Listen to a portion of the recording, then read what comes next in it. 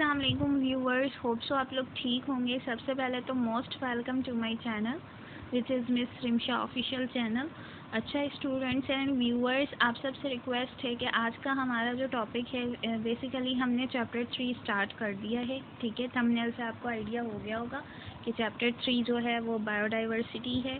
अच्छा, बायोडाइवर्सिटी। अच्छा, एक और चीज़ मैं आप लोगों को क्लियर कर दूं कि ये जो है क्लास 9 का सिलेबस है और ये कराची बोर्ड, सिंध बोर्ड हो गया, फेडरल बोर्ड हो गया, पंजाब बोर्ड हो गया। ठीक है, इन चारों बोर्ड में जो है तकरीबन जो करिकुलम है वो सेम है। ठीक है, तो चारों बोर्ड्स के जो स्टूडेंट्स हैं वो बेनिफिट ले सकते हैं मेरे लेक्चर से। ठीक है, तो आइए स्टार्ट करते हैं आज का टॉपिक। और टॉपिक स्टार्ट करने से पहले ये रिक्वेस्ट है कि वीडियो अगर अच्छी लगे तो प्लीज़ वीडियो को लाइक कर दीजिएगा और इसके अलावा चैनल को सब्सक्राइब कर दीजिएगा ताकि जितनी भी नोटिफिकेशन है अपकमिंग वीडियोस की वो आपको मिलती रहे।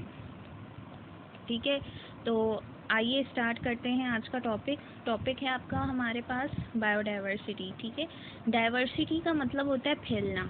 ठीक है, डाइवर्सिटी का मतलब अगर हम इसका लफ्ज़ी मतलब निकालें तो इसका मतलब होता है फैलना। बायो का मतलब होता है लिविंग ऑर्गेनिज्म। ठीक है, तो बेसिकली ये जो चैप्टर है, इस चैप्टर में हम ये पढ़ेंगे कि जो लिविंग ऑर्गेनिज्म डाइवर्स हुए हैं ऑल अराउंड दी वर्ल्ड, उसका क्या क्राइटेरिया है, कैसे है, मतलब कि बेसिकली हम कॉन्सेप्ट पढ़ेंगे कि कितने तरह के लिविंग ऑर्गेनिज्म, अब सब तो नहीं पढ़ लेंगे लेकिन हमें आइडिया हो जाएगा कि हमारा माइंडसेट जो है सिर्फ इतना है कि बायोलॉजी में हम प्लांट्स के बारे में, एनिमल्स के बारे में, माइक्रो ऑर्गेनिजम्स के बारे में, ठीक है, ये सारी चीज़ें मेन है। लेकिन इसके अलावा भी इसके अंदर फर्दर क्या क्या चीज़ें कैटेगराइज हैं वो हमें इस चैप्टर में क्लियर होगा। ठीक है, तो आइए स्टार्ट करते हैं आज का टॉपिक। तो देखिए जनाब, यहाँ पे लिखा हुआ है कि at least 10 million kinds of organism, तकरीबन 10 मिलियन के तरह के ऑर्गेनिजम्स जो हैं इनहिबिट द अर्थ पर रहते हैं। But less than 1/3 of this, लेकिन उनमें से सिर्फ 1/4 ऐसे हैं, 1/3 1/4 ऐसे हैं जिनकी स्टडी की गई है, have been studied and catalogue, और उनको कैटलॉग में रखा हुआ है, यानी कि रिकॉर्ड्स में रखा हुआ है। किसने रखा है? बायोलॉजिस्ट ने। Diversity among the earth's organism is more obvious than the fundamental unity of life. जो ऑर्गेनिजम्स की, अर्थ में जो ऑर्गेनिज्म की डाइवर्सिटी हुई है वो ज़्यादा ऑब्वियस है लाइफ की फंडामेंटल यूनिटी जो है, लाइफ की जो फंडामेंटल यूनिटी है उसके लिहाज से। ठीक है, वी सी, हम देखते हैं कि that all organism share many biological characteristics. हम देखते हैं कि बहुत सारे ऑर्गेनिजम्स ऐसे हैं जो कि बायोलॉजिकल करेक्टरिस्टिक्स को आपस में शेयर करते हैं। बायोलॉजिकल करेक्टरिस्टिक्स क्या होती है? बायोलॉजिकल करेक्टरिस्टिक्स जैसे कि सांस लेना। अब सांस लेना क्या है? सांस लेना एक नेचुरल प्रोसेस है। ठीक है, अगर हम सांस नहीं लेंगे तो फिर क्या होगा कि डेथ हो जाएगी हमारी। ठीक है, तो सांस लिए बगैर तो कोई भी ज़िंदा नहीं रह सकता। ठीक है, इसी तरह सांस लेना सिर्फ इंसान का मतलब कि इंसान के लिए नहीं है, पौधे भी सांस लेते हैं, इसके अलावा इंसेक्ट्स भी सांस लेते हैं और दूसरे तरह के एनिमल्स भी ब्रीदिंग करते हैं। ठीक है, तो इस तरह के बहुत सारे करेक्टरिस्टिक्स हैं, बायोलॉजिकल करेक्टरिस्टिक्स हैं जो तकरीबन हर ऑर्गेनिजम्स आपस में शेयर करते हैं। ठीक है, अब 5 प्रिंसिपल ग्रुप, जो ग्रुप ऑफ ऑर्गेनिजम्स आर, अब 5 प्रिंसिपल हैं। ठीक है, प्रिंसिपल ग्रुप्स हैं, यानी कि अहम ग्रुप्स हैं ऑर्गेनिजम्स के। ठीक है, उन 5 में कौन कौन से हैं? सबसे पहले तो प्रोकैरियोट्स हैं, फिर प्रोटिस्ट हैं, फंजाई है, प्लांट है और एनिमल्स है। इनको हम फर्दर स्टडी करेंगे। ठीक है, आगे। अच्छा, in this chapter we will focus on the differences among different group of organisms. इस चैप्टर में हम सिर्फ फोकस करेंगे कि डिफरेंट ग्रुप्स ऑफ ऑर्गेनिजम्स के दरमियान क्या डिफरेंसेस है, क्या फ़र्क है। ठीक है, we will also see how are organisms classified. हम ये भी देखेंगे कि किस तरह से, कैसे जो है ऑर्गेनिजम्स जो है वो क्लासिफाइड हैं, क्लासिफाई किया गया है, एंड नेम, और उनको नाम दिया गया है, and what are the concern with the existence of biodiversity, और उनका क्या कंसर्न है, उनका क्या ताल्लुक़ है बायोडाइवर्सिटी के एग्जिस्टेंस से। ठीक है, तो बायोडाइवर्सिटी फिर से हम देखते हैं कि यहाँ पे क्या है कि जो टर्म है biodiversity has been divided from bio and diversity. या आपने देख लिया कि ये जो टर्म है बायोडाइवर्सिटी उसको डिवाइड किया है मतलब उसको अलग अगर करके देखें तो दो तरह के लफ्ज़ बनते हैं, एक बनता है बायो और दूसरा बनता है डाइवर्सिटी। ठीक है, diversity means variety with in a species and among species. ठीक है, वही बात हो गई कि डाइवर्सिटी यहाँ पे इसका क्या मतलब है कि स्पीशीज़ एक तरह की स्पीशीज़ और अलग अलग तरह की स्पीशी के दरमियान जो फ़र्क है, ठीक है, उसको हम देखते हैं। ठीक है, वैरायटी को देखने। ठीक है, biodiversity is a measure of the variety of organisms present in the different ecosystem. Biodiversity क्या है? एक मेजर है। ठीक है, मेजर यानी कि measure of the variety of organisms, यानी कि इससे आप जो है ना ऑर्गेनिज्म की जो वैरायटी है उसका पता लगा सकते हैं, उसकी मेजरमेंट कर सकते हैं, जो कि डिफरेंट इकोसिस्टम में प्रेजेंट होता है। ठीक है, इन्वायरमेंटल सिस्टम में प्रेजेंट होता है। ठीक है, अब जैसे कि मैं आपको मिसाल दे दूं कि अगर आप अर्थ की बात करें, अर्थ में अगर आप वाटर लाइफ की बात करें, ठीक है, यानी कि समंदर की बात करें, तो समंदर में आपने ऑब्जर्व किया होगा कि स्मॉल फिश भी हैं, लार्ज फिश भी हैं। ठीक है, फिश में भी बहुत सारी कैटेगरी है। ठीक है, सालमन है, फिर शार्क है, फिर डॉल्फिन है, मतलब ये सारी तरह की कैटेगरीज हैं। अब ये जो अलग अलग तरह की कलेक्टिवली तो हम इनको फ़िश कहेंगे, लेकिन फ़िश में भी क्या है, वैराइटीज़ हैं।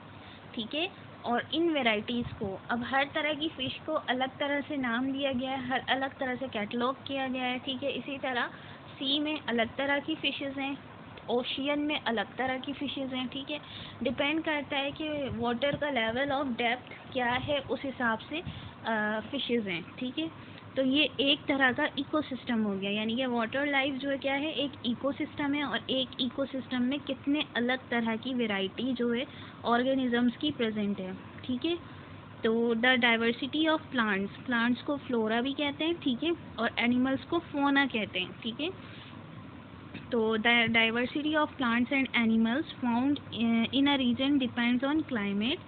अच्छा, जो डाइवर्सिटी है प्लांट्स की और एनिमल्स की किसी भी रीजन में, वो किस पे डिपेंड करती है? क्लाइमेट पे डिपेंड करती है, एल्टीट्यूड पे डिपेंड करती है, यानी कि लेवल, यानी कि अर्थ पे उसका क्या लेवल है, कौन सी लेयर पे है, और अगर वाटर में है तो उसकी कौन सी लेयर है। ठीक है, soils and the presence of other species. ठीक है, दूसरी स्पीशी के हिसाब से भी, दूसरी स्पीशी के प्रेजेंस की वजह से भी हाँ ये डिपेंड करती है। ठीक है, इस लाइन को एक और दफ़ा मैं समझाती हूँ। कह रहे हैं कि जो प्लांट और एनिमल की किसी भी रीजन पे डाइवर्सिटी है वो किस पर डिपेंड करती है? उस रीजन की क्लाइमेट पे, यानी कि उसका क्या आबो हवा है, वहाँ सर्दी ज़्यादा है या गर्मी ज़्यादा है। एल्टीट्यूड का मतलब होता है लेयर्स। ठीक है, यानी कि ज़मीन के पहली सतह में, दूसरी सतह में, तीसरी सतह में, इस तरह से। ठीक है, इसके अलावा सॉइल्स और दूसरी स्पीशी की मौजूदगी, यानी कि अगर किसी जगह पर, जैसे अगर हम जहाँ पर इंसान है आप वहाँ देखेंगे वहाँ इंसान और लाइन एक साथ नहीं, शेर की बात कर रही हूँ, इंसान और शेर या चीता, ठीक है, ये सारी चीज़ें जो है, ये तीनों चीज़ें एक जगह प्रेजेंट नहीं हो सकती। ठीक है, तो एनिमल्स के लिए क्या है कि बेटर प्लेसमेंट जंगल है। ठीक है, ऐसे एनिमल्स जो कि इंसानों के लिए ख़तरनाक हैं, मतलब इंसान को खा जाएंगे। ठीक है, तो इसी तरह से एक तरह की स्पीशी अगर एक जगह मौजूद है तो उसकी मौजूदगी दूसरी तरह की स्पीशी की मौजूदगी पे डिपेंड करती है। ठीक है, फिर आगे जो पॉइंट है क्या है कि biodiversity is not distributed evenly on earth. Biodiversity ना सिर्फ ज़मीन के हद तक फैली हुई है, it is richest in the tropics में भी फैली हुई है। ठीक है, ट्रॉपिक्स क्या है? ट्रॉपिक्स जो है लेयर्स हैं, यानी कि डिफरेंट लेयर्स हैं। ठीक है, जैसे कि टेम्परेट रीजन में, ऐसा रीजन जहाँ पे टेम्परेचर जो है बहुत ज़्यादा हाई है। ठीक है, also have many species while there are fewer species in the polar region. ठीक है, मतलब कि टेम्परेट रीजन वो रीजन होता है जहाँ पे थोड़ी सी गर्मी होती है या ज़्यादा गर्मी होती है। ठीक है, जो कि पोलर रीजन वो रीजन होते हैं जहाँ पे सर्दी होती है। ठीक है, तो टेम्परेट रीजन में स्पीशी की तादाद ज़्यादा है, जबकि पोलर रीजन में स्पीशी की तादाद कम है।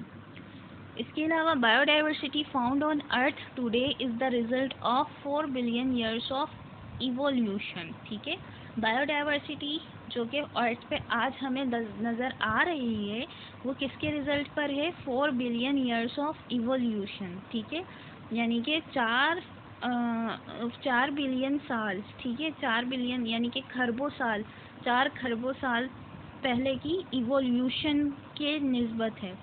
इवोल्यूशन क्या चीज़ होती है?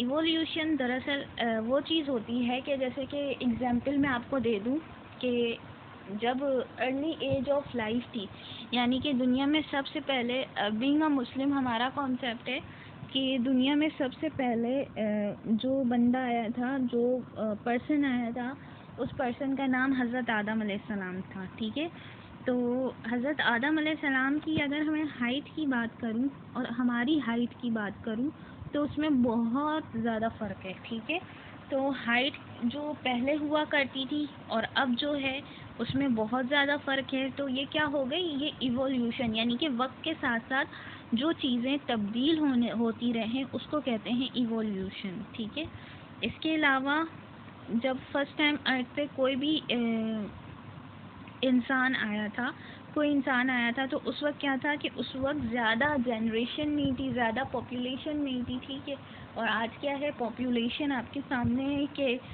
अगर आप एक कंट्री का ही या एक सिटी का ही आप मार्जिन ले लें तो आपको करोड़ों की पॉपुलेशन मिलेगी। ठीक है, तो फिर वर्ल्ड की क्या पॉपुलेशन होगी? ठीक है, सही है। तो the origin of life is well known to science. Science जो लाइफ की ओरिजिन है is not well known to science. Science को भी ज़्यादा नहीं पता है। दो limited evidence suggest that until 600 million years ago. ठीक है, साइंस को भी जो ओरिजिन है ना लाइफ की, वो ज़्यादा नहीं पता है कि ज़िंदगी कैसे वजूद में आई, यानी कि पहला इंसान जो वजूद में आया वो कैसे वजूद में आया, वो कैसे बना। ठीक है, साइंस हमें ये, अब आप देखें कि अगर आप बायोलॉजी पढ़ते हैं तो आपको बहुत सारी, मतलब बायोलॉजी आपको अल्लाह ताला के करीब लेके जाता है। बायोलॉजी नहीं, कोई भी साइंटिफिक नॉलेज है वो आपको अल्लाह ताला के करीब लेके जाता है। जैसे कि हम ये देख रहे हैं कि हम इंसान हैं, फिर दुनिया में सबसे पहले जो इंसान वजूद में आया वो इंसान आ तो गया है। ठीक है, साइंस हमें बता रही है वो आ गया है, लेकिन वो कैसे वजूद में आया इसका जवाब साइंस के पास नहीं है। तो साइंस जो है वो लिमिटेड है अपनी जगह, क्योंकि उसके पास लिमिटेड एविडेंस है, और जो एविडेंसेस उसके पास मौजूद है वो सजेस्ट कर रहा है अंटिल 600 मिलियन ईयर्स अगो, यानी कि सिर्फ 600 मिलियन साल पहले की वो बात कर सकता है कि all life consisted of bacteria and similar unicellular organism. ठीक है, कि जो जितनी भी लाइफ है जो कि कंसिस्ट हो रहे हैं बैक्टीरिया पे, और जो सिमिलर हैं यूनिसेलुलर, एक जैसे हैं यूनिसेलुलर ऑर्गेनिजम्स जैसे। ठीक है, तो होप्स आप लोगों को इस चैप्टर में जो बायोडाइवर्सिटी का इंट्रोडक्शन है वो अच्छे से समझ आया होगा। ठीक है, तो इसके बाद जो है हम नेक्स्ट टॉपिक जो है उसको डिस्कस करेंगे नेक्स्ट वीडियो में। ठीक है, तब तक के लिए अल्लाह हाफिज़, अपना ख्याल रखिएगा और दुआओं में याद रखिएगा। और इसके अलावा कमेंट सेक्शन में आप मुझसे पूछ सकते हैं, आपको कोई भी कंफ्यूजन है, कोई भी प्रॉब्लम है। ठीक है, तो नेक्स्ट वीडियो तक के लिए इजाज़त दीजिए। अल्लाह हाफिज़।